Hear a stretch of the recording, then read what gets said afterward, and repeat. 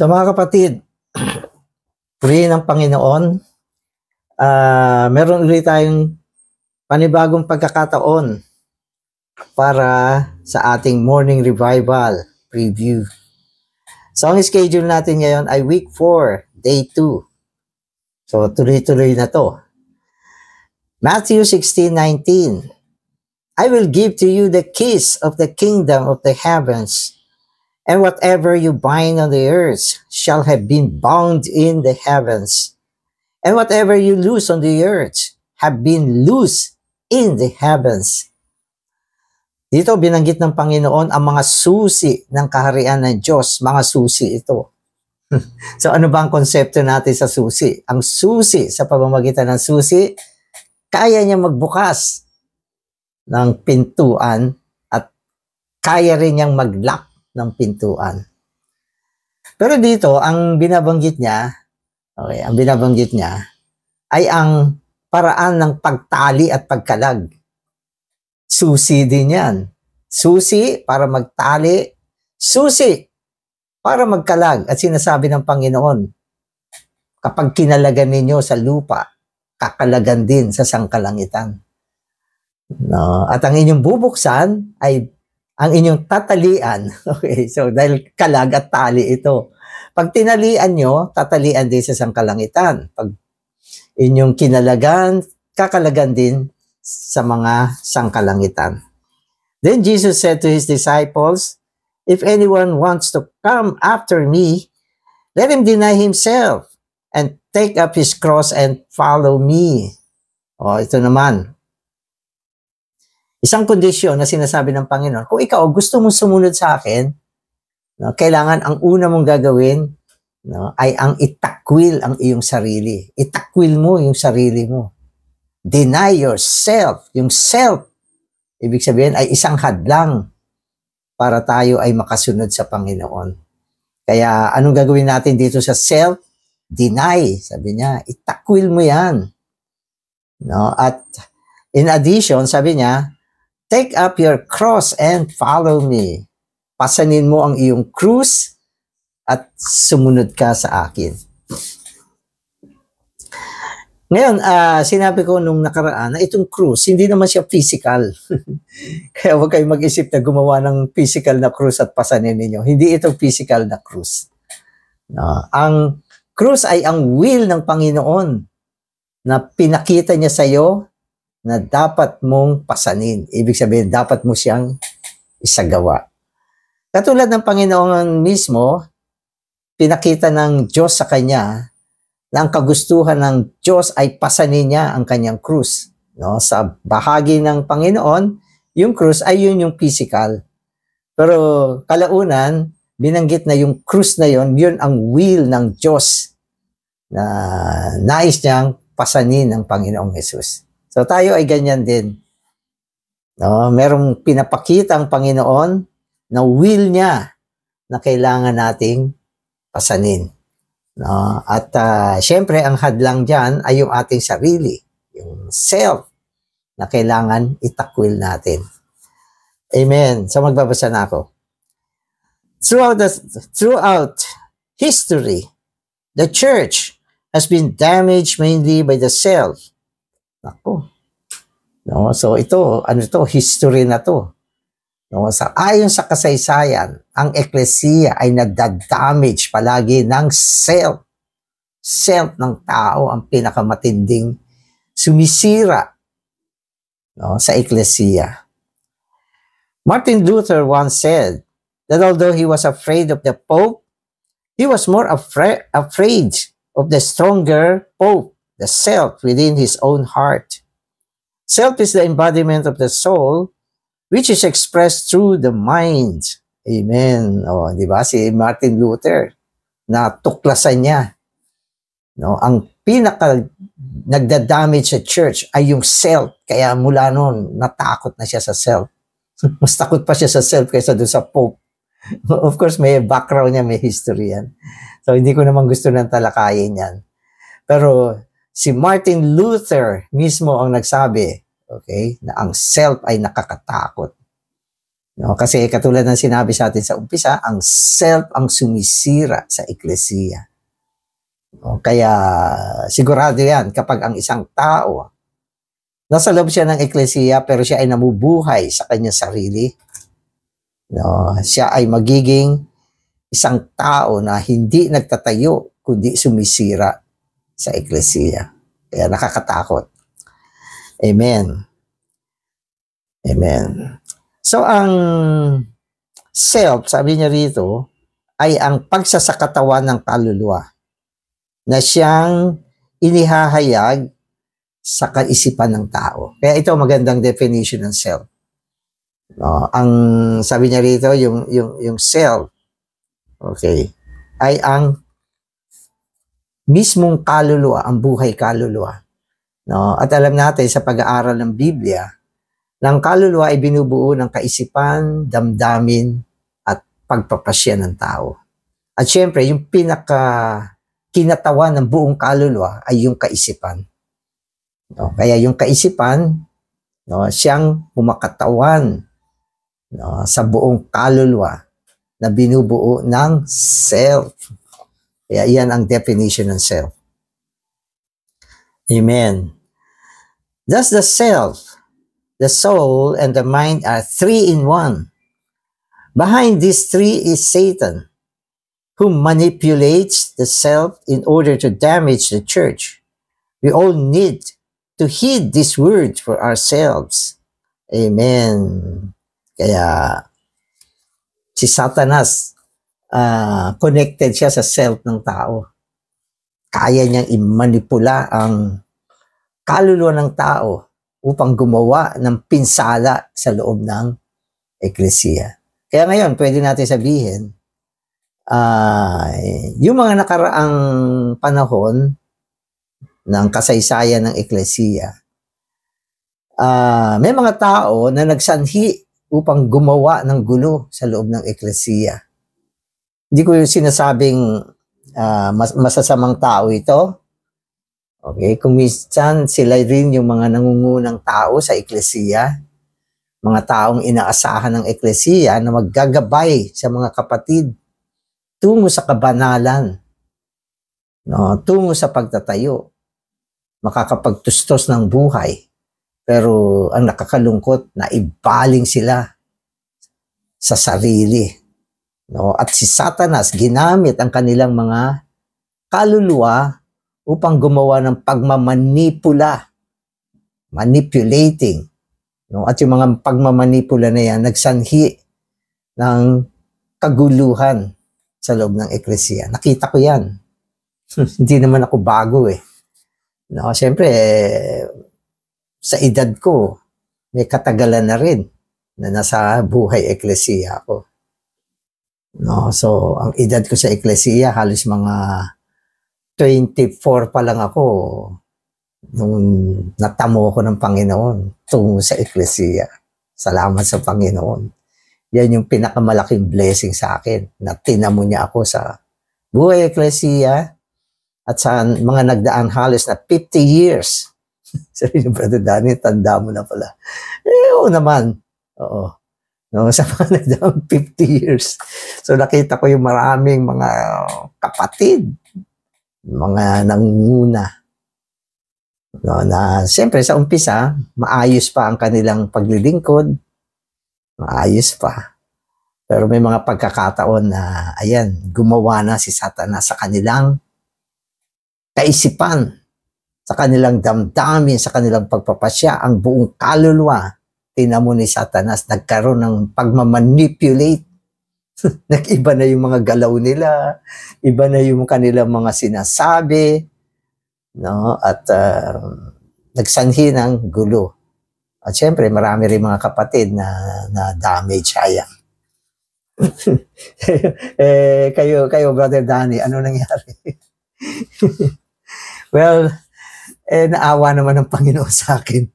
Hindi naman ako natangay ng mga gulo.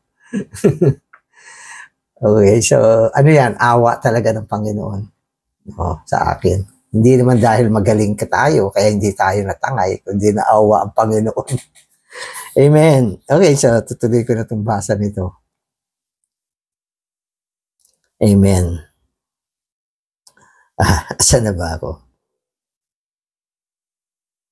Okay, so today's reading na pala ako. As Christ is the embodiment of God, so the self is the embodiment of Satan.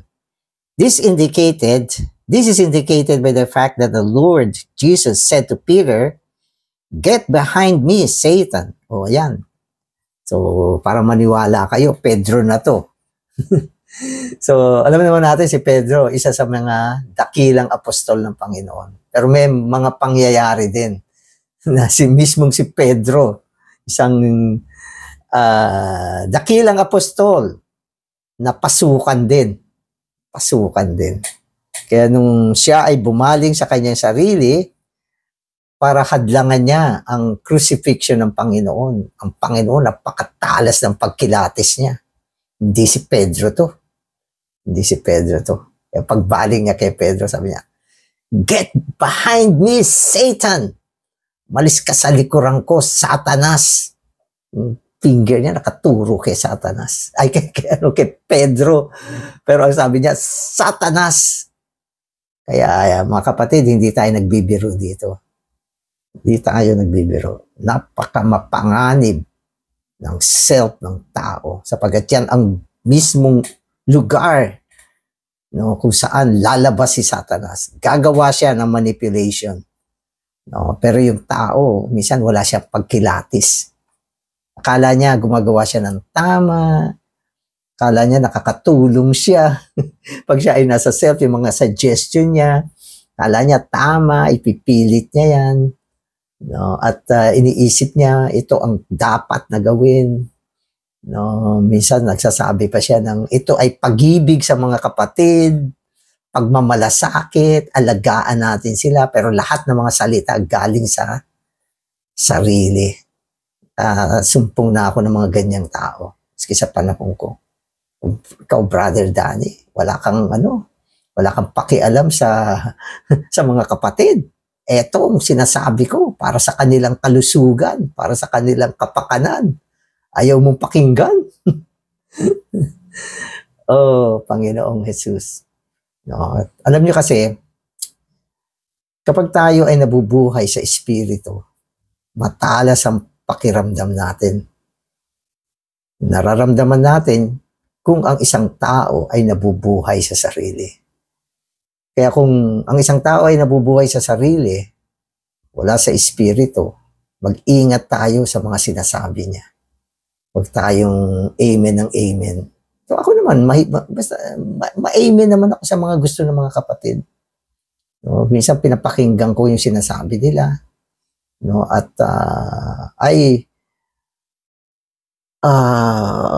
almost always give way kung ano sinasabi ng mga kapatid. No? At sinusuportahan ko, panalangin ko. No, pero pag naramdaman ko, hindi ito sa Espiritu. Sorry kayo. No, hindi ako mag-amen. So, ganyan eh. Kaya ito, hindi ba? Sabi ni Pedro, huwag ka pumunta sa Jerusalem. Panginoon, maawa ka sa sarili mo.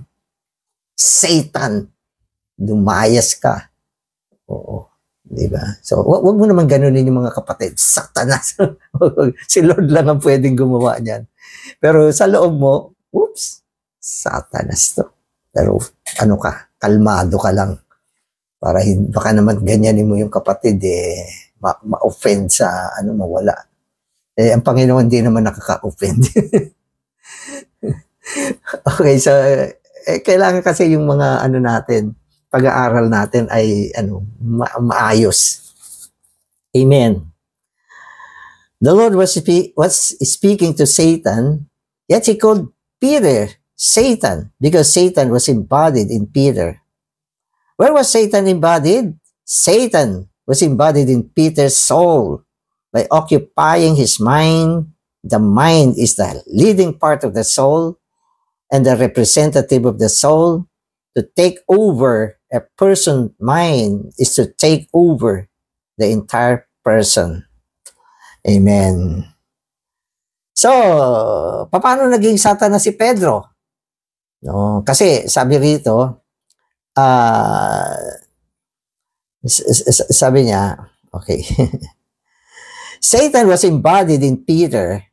Where? Sabi niya, in Peter's soul, no, by occupying his mind. So, paano si Pedro ay naging Satanas? No, dahil tinamo, no, inoccupy ni Satanas ang kanyang kaluluwa. Then eventually, siya ay naging embodiment ni Satanas. No, so, minsan,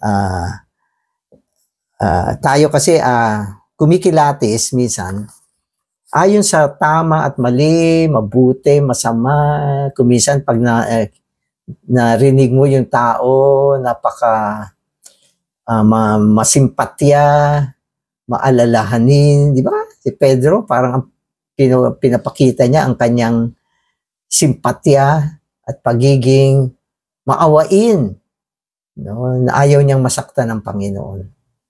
Pag ganyan ang pagkilatis natin, malilin lang tayo. Dapat ang discernment ay ang espiritu.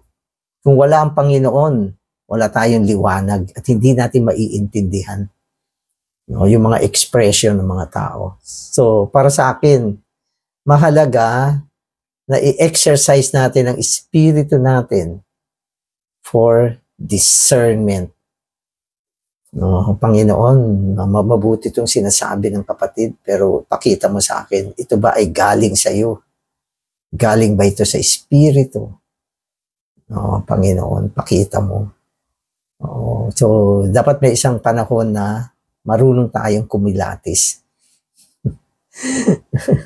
So, yan. Kaya nga, may mga fellowship meeting tayo. Sa fellowship meeting, open naman tayo sa bawat isa. So, anong damdamin mo? Minsan, ganyan ako, brother, anong tingin mo dito? Wala akong pandama sa mga ganito. So, kayo nga, sabihin nyo, ano ba ang inyong pandama sa mga bagay na ito? Keep open. No? Naniniwala ako, yung mga totoong mga kapatid na talagang nag-pray sa Panginoon, no? Nag-exercise ng espiritu nila. No? Ang mga bagay na nanggagaling sa kanila ay mula sa Panginoon. At tutugma yan sa damdamin mo. No? So, ganyan ang kung ikaw ay nasa Panginoon, meron kang damdamin mula sa Panginoon, huwag ka naman nananahimik. Huwag kang parang, kailangan lahat ng mga fellowship, dapat may paghahanda sa espiritu. Pag wala, madali tayo maibaling sa mga bagay ng sarili. Amen. Amen. Okay, the Lord was speaking to Peter. Yet he called Peter Satan because Satan was embodied in Peter. Okay, nabasa ko na to. Amen. Okay, in Genesis 3:1-6, we see that before Eve took the fruit of the tree of the knowledge of good and evil into her body, the thoughts, the mind of Satan was injected into her soul. Satan came to Eve with the intention of putting his thought into her mind. Satan did this when he said to her, "Did God really say, you shall not eat of any tree of the garden?" So magaling ang strategy ni Satanas dito. Hindi naman siya agad-agad na nagsabi kay Eve na, ganito, kainin mo yan. Ang galing ng kanyang strategy. Ang una niyang ginawa ay tamuhin ang kaisipan ni Eva. Maiturok niya. Maiturok niya yung kanyang sariling kaisipan sa kaisipan ni Eva, maging pareho sila ng kaisipan. No? At ito ay ang paggawa ni Satanas sa kaluluwa ng tao. No, ang una niyang sasalakayin ay ang kaisipan ng tao, sapagkat ang kaisipan ng tao ang nangungunang bagay sa kaluluwa ng tao. Ito yung kinatawan ng buong kaluluwa. So, yun ang ginawa ni Satanas. No? Pinasukan muna niya yung kaisipan ni Eve. At ito ay ginawa niya sa pamamagitan ng tanong.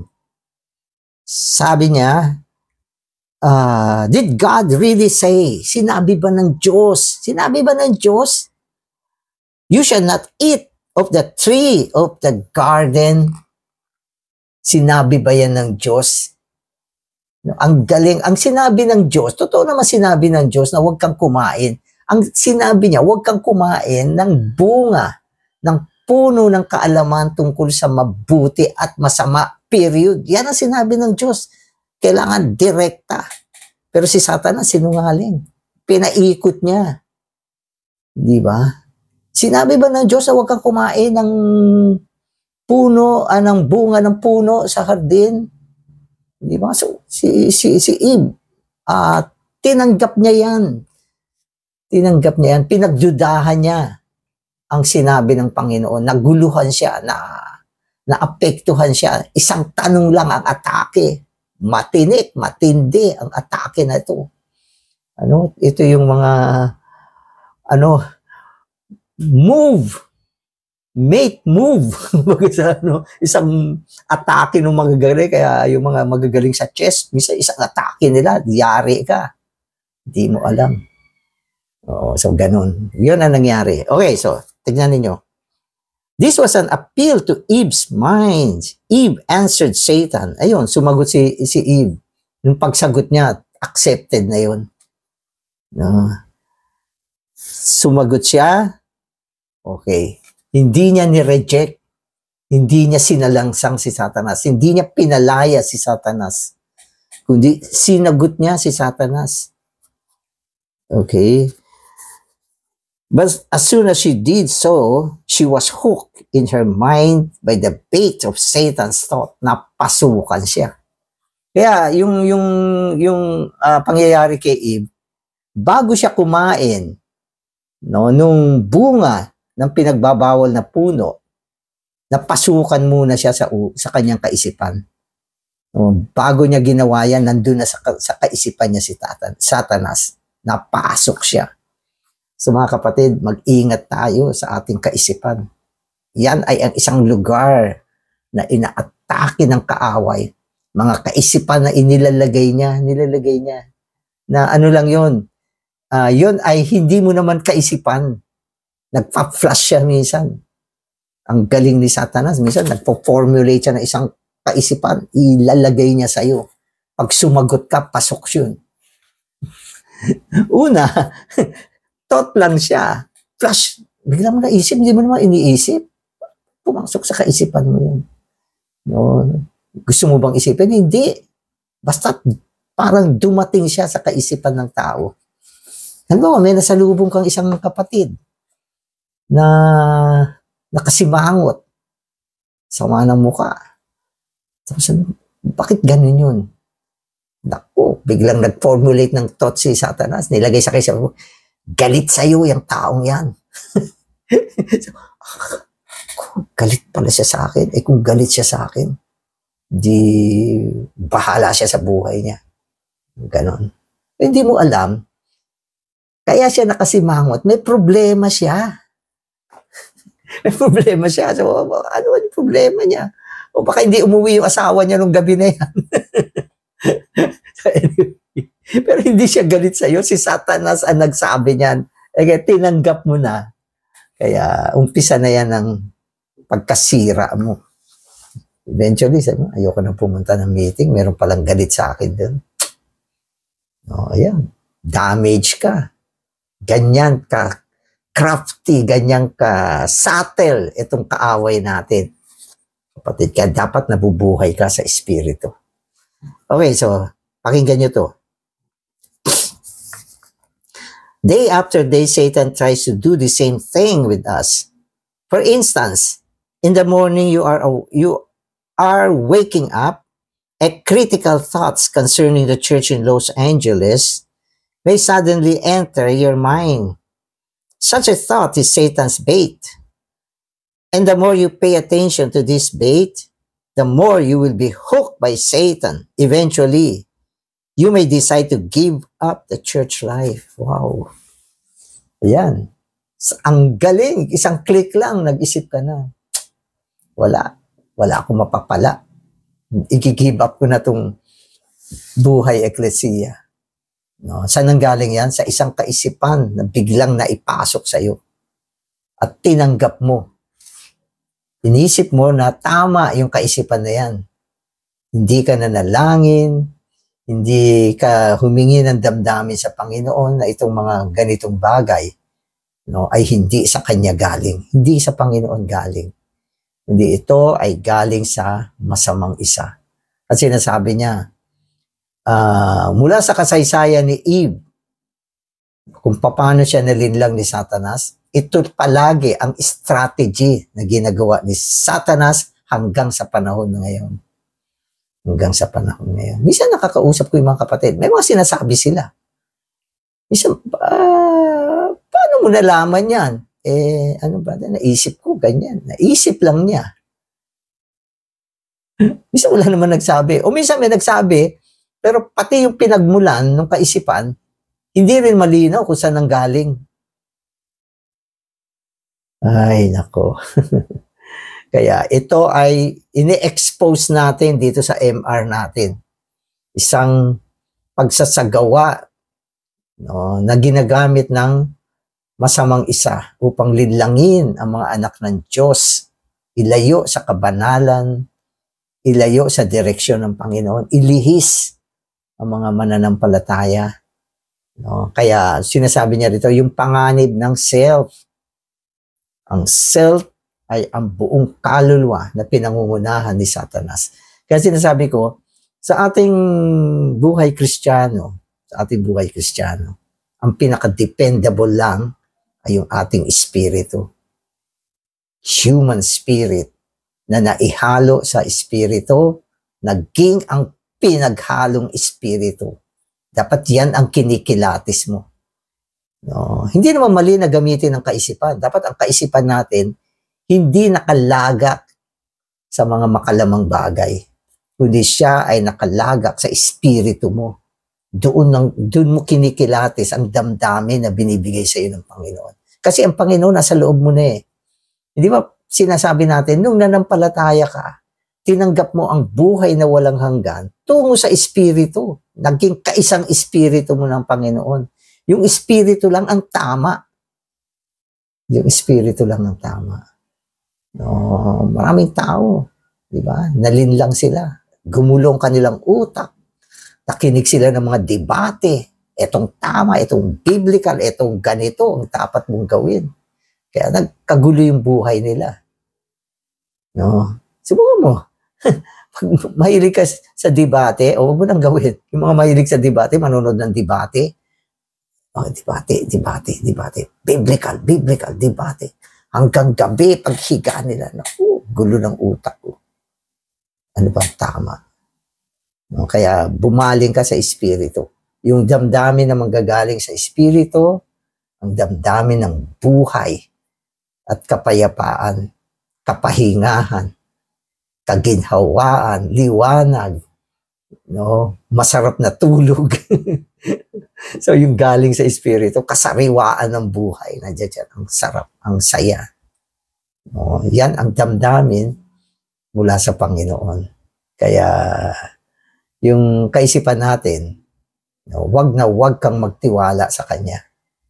Pagtiwalaan mo lang yung damdamin na binibigay ng Panginoon sa espiritu na naiintindihan ng kaisipan natin. Yun ang tama.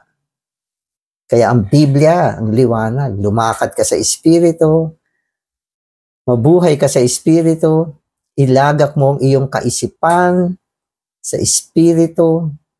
No? Ang kaisipan na nakalagak sa espiritu ay buhay at kapayapaan. Amen. So, yan yun. Amen. Through his satanic assault, Eve's mind was attacked. Then her mind was poisoned by the satanic thought, which has been injected into her. After this, her emotion was aroused when she saw that the tree was good for food, and that it was a delight to the eyes, and that the tree was so desired to make oneself wise. Next, her will was exercised to make a decision to eat of the fruit of the tree of the knowledge of good and evil. She took its fruit and ate. By this time, every part of the soul, the mind, the emotion, and the will had been poisoned. So, nung kinain niya, buong kaluluwa niya nalason. Pwede ko nga sabihin, pati katawan niya, napasukan na eh. Di ba? Nagkaroon ng satanic element ang kanyang buong katauhan. Kaya, saan siya nag-umpisa? Sa mind. No? So, mula sa mind, na-stir up yung kanyang emotion. So, alam mo naman ang babae, emotional yan. So, pagkatapos niya, tumingin siya doon sa tree of the knowledge of good and evil. Una, yung mind niya. Pangalawa, yung kanyang emotion. Tumitig siya doon sa tree of the knowledge of good and evil. Nahipo siya, naggandahan siya, nag-create ng desire sa loob niya. Ano yung desire? Gusto mo na. May desire. At naisip niya na kung kinain ko to, magiging wise ako katulad ng Diyos. Malalaman ko lahat ng bagay. Kasi yun ang puhunan ni Satanas. Yun yung selling selling words. Sales talk. Sales talk. Pag kinain mo yan, maging katulad ka ng Diyos. Alam ang masama at mabuti. Ngayon, napaka-inosente mo. Pero yung fruit na yan, bubuksan niya ang iyong kaisipan.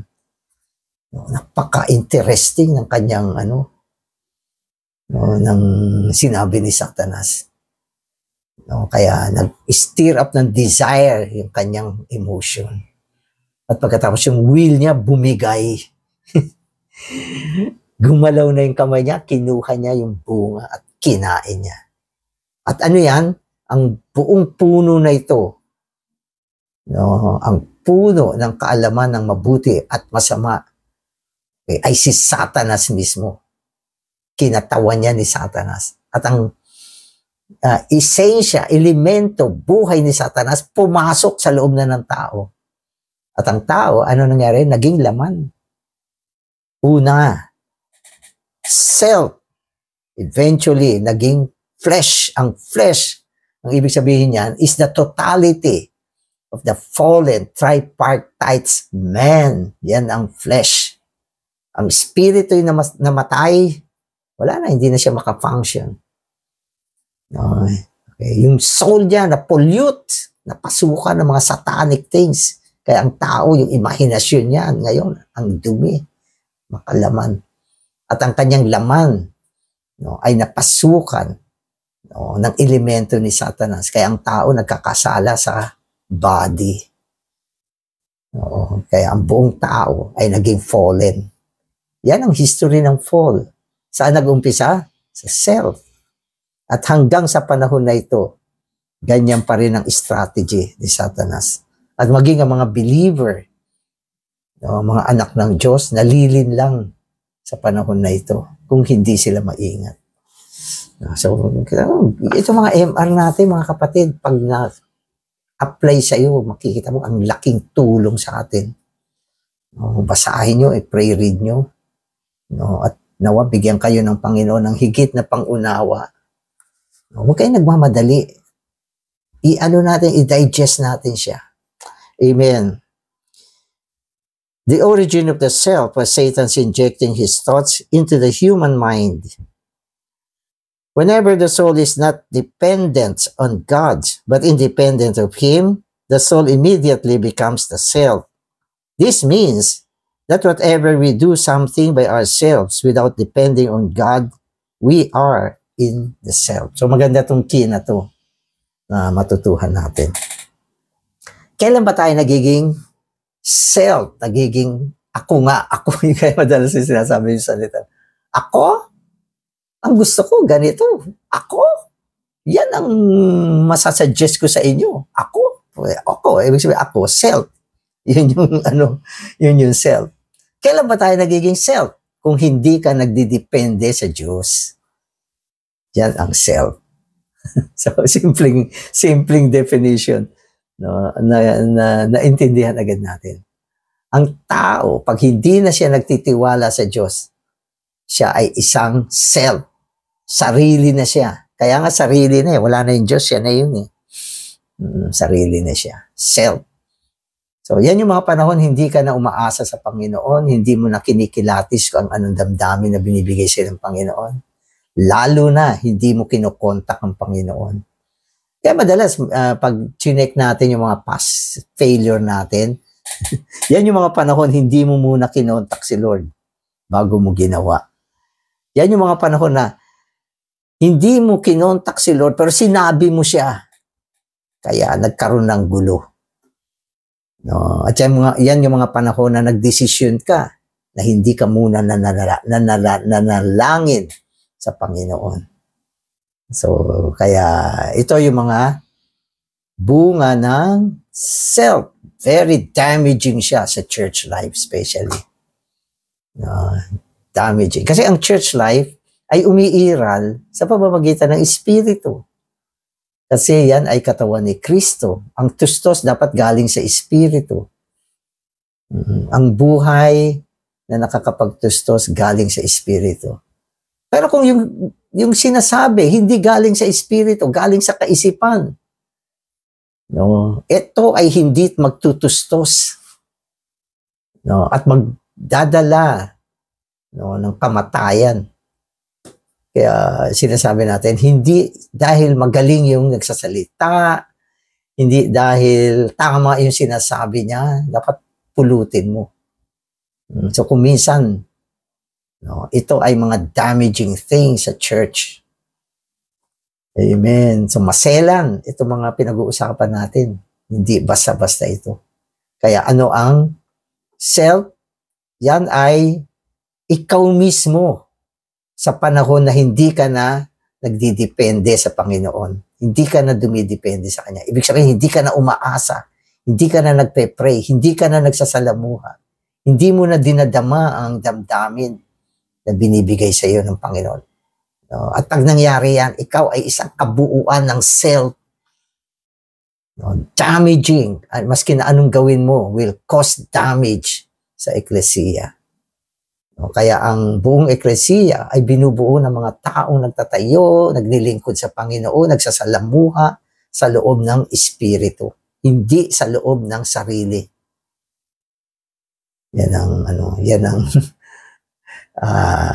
Yan ang paraan kung paano isagawa ang buhay eklesiya. Amen. Ito, pakinggan nyo. Maiksi lang to. God created man as a soul to be always dependent on Him. Man is a soul. And as a soul, he should depend on God for everything. Tama naman. Nung nilikha ng Diyos ang tao, ang nilikha niya ay kaluluwang buhay. Di ba? So sabi niya, di ba? Sa Genesis yan, sabi niya, nilikha ng Diyos ay kaluluwang buhay. Hindi siya lumikha ng laman. No? Hindi rin siya lumikha ng self. Ang nilikha niya ay isang kaluluwa. Na ang ibig sabihin na tayo ay mga kaluluwa, tayo nilikha para magdepende sa Diyos. Umasa, humingi, magsalamuha, manalangin. Huwag mabuhay sa sarili. Huwag magtiwala sa sarili. Yan tayo. Kaya it's a reminder na tayo ay mga kaluluwa nang ibig sabihin, ako ay iiral, no, sa paraan na nagdidepende lang sa Diyos. Small things, big things, lahat ng bagay sa buhay natin, dapat magdepende tayo sa Diyos. So yan ang ibig sabihin. Kaya tayo nilikha ng kaluluwa, na kaluluwa ng Diyos. So huwag niyong kalimutan yan. Sabihin mo sa Panginoon, Panginoon, nilikha mo ko. Isang kaluluwa para pagdepende sa iyo. Lahat ng bagay, everything, small thing, big thing, whatever thing, all things, everything, depending on the Lord. Okay, so last part na ako. Amen. However, the soul has become the self. The self is simply the soul declaring independence from God. So the word dependence, ang opposite niyan is independence. Pag independence, soul, self. Pag dependence, ibig sabihin, yan ay soul. Soul ka ba? O self? Tanongin mo yung sarili mo, ikaw ang makakasagot niyan. Sasabihin mo, brother, minsan soul, minsan self din. So, laging soul, nagdidepende sa Diyos. Amen. Okay. So, if we have the vision of the self, we will see what the self is. The soul declaring its independence from God. What is the self? The soul declaring independence from God. Hindi mo masabihin sa Diyos na mula ngayon hindi na ako magdidepende sa iyo. Hindi mo sinasabi. Kaya lang nabubuhay ka sa sarili mo. Yun ang problema. No, it is living independence from God. No, kaya ikaw ay nasa self. So what is the self?